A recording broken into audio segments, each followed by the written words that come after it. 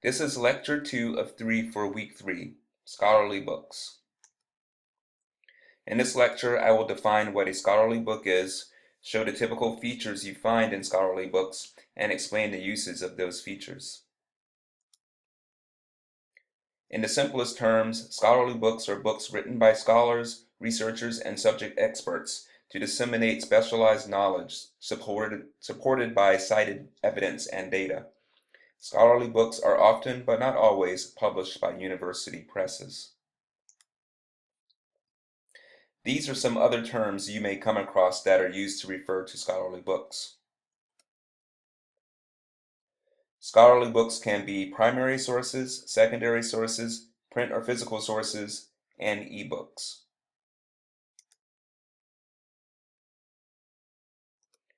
Scholarly books may be written by a single author or two or more authors collaborating together.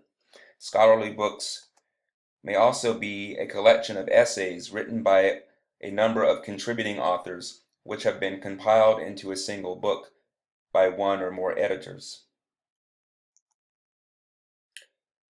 Now we will move on to the features or parts typically found in scholarly books. Here are the ones I will discuss in this lecture. For this portion of the lecture, we will refer to the scholarly book Advances in Equine Upper Respiratory Surgery, available to the College of Charleston community as an ebook from the eBury ebook database.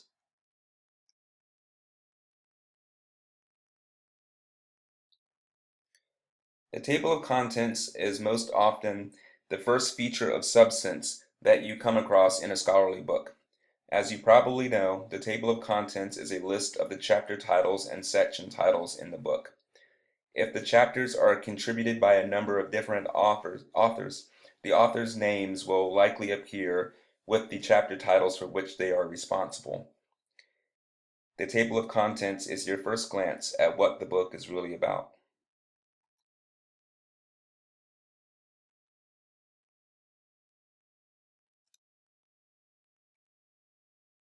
Usually following the table of contents in a scholarly book, you will find some introductory text.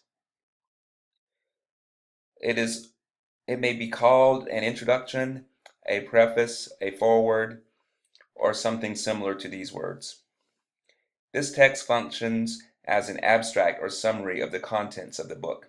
In it, the author or editor will state the purpose and scope of the book and often will briefly describe what each section and chapter is about.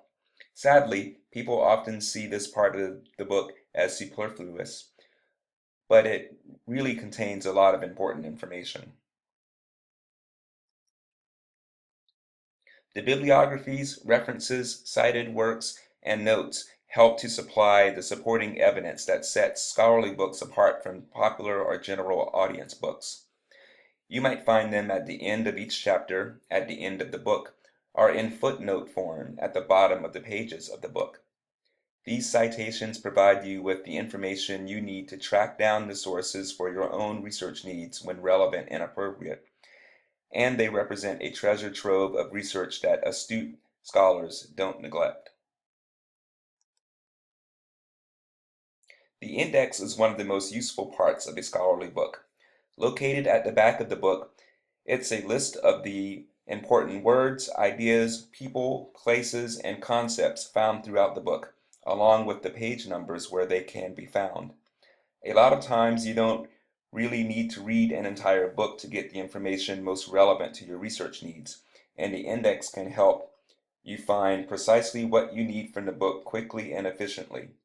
Relatedly, ebooks often allow you to perform keyword searches of their text, which is kind of like giving you the power to create an index of the book of concepts that are important to your research. Scholarly books will provide you with information about the authors, editors, and contributors. This information may be in the front of the book, in the back, on the back cover, on the first page of the individual chapters, or part of the preface or introduction.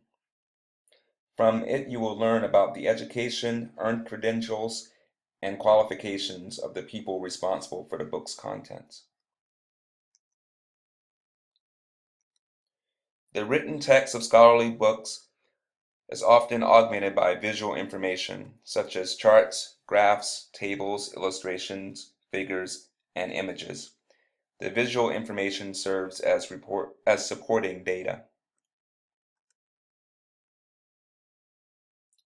Often, the writers and editors of scholarly books will thank those individuals, groups, and institutions who assisted them in developing their initial ideas into a published book. These acknowledgments provide added information to the reader about the authority and accuracy of the content contained in the book's pages. The acknowledgments shown here are from another book, an ebook, available to us from EBSCOhost ebook collection entitled Lucky That Way, Rediscovering My Father's World. This concludes lecture 2 of 3 for week 3. Post any questions or comments you have on week 3's course content discussion board. Thanks.